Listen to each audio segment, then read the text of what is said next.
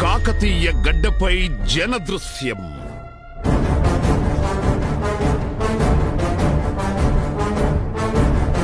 చరిత్ర సృష్టించిన చలో వరంగల్.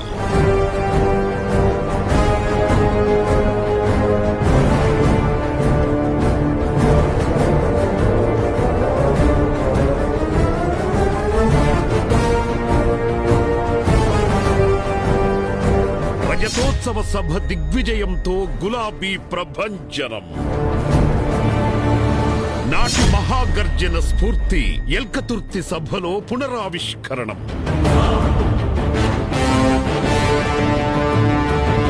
దశ దిశలా హోరెత్తిన బీఆర్ఎస్ అధినేత కేసీఆర్ ప్రసంగం. బీఆర్ఎస్ సభలు నాపుతారా? ఈ ప్రభంజనాన్ని ఎవడాపుతాడు? ఆగబడి తాగుతుందా?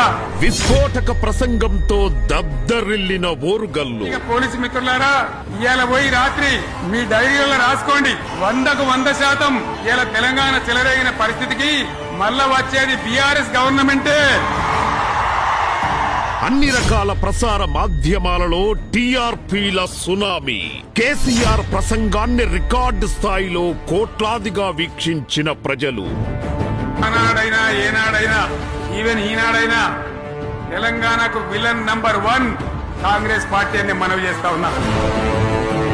ఒక్క టీ న్యూస్ లోనే సభను వీక్షించిన 20 లక్షల మంది అభిమానులు. ఈ కాంగ్రెస్ నయవంచక ప్రభుత్వం సంక్షేమంలో ఫెయిల్, మంచి నీళ్లలో ఫెయిల్, పొలాలకు నీళ్లు ఇవ్వడంలో సాగు నీళ్లలో ఫెయిల్, కరెంటు సరఫరాలో ఫెయిల్, రైతు బంధులో ఫెయిల్, విత్తనాలు ఎరువులు సరఫరాలో ఫెయిల్. ఫెయిలేనా? ధాన్యం కొనుగోలులో ఫెయిల్, పల్లెలు పట్టణాల అభివృద్ధిలో ఫెయిల్, భూముల ధరలు పెంచడంలో ఫెయిల్. మరి దేంట్లో పాస్ అయ్యి? TV9 ద్వారా వీక్షించిన 14 లక్షల మంది వీక్షకులు. బిడ్డ మీరే ఉండాలి. ఓట్లు తీసుకున్నారు, చక్కగా పనిచేయకపోతే మీ ఈపులు ప్రజలే సాఫ్ చేస్తారు. యూట్యూబ్ ఛానల్స్, ఇతర సోషల్ మీడియాల్లో లక్షలాది లైవ్ వాచింగ్. పల్లె పట్టణాల్లో ప్రతి ఇంటిలో మార్మోగిన కేసీఆర్ ప్రసంగం.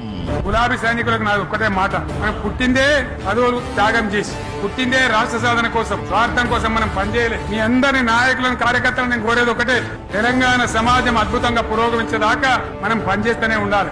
గవర్నమెంట్ లో ఉన్నా, ప్రతిపక్షంలో ఉన్నా ప్రజల పక్షాన ఉండాలి, ప్రజలకు అండగా ఉండాలి, ప్రజల సమస్యల మీద పోరాటం చేయాలి, వాళ్ళకు అండదండలుగా ఉంటూ పురోగమించాలి. కేసీఆర్ అంటే తెలంగాణ ఎమోషన్. కేసీఆర్ తెలంగాణ కా హుకుం. జై తెలంగాణ, జై తెలంగాణ.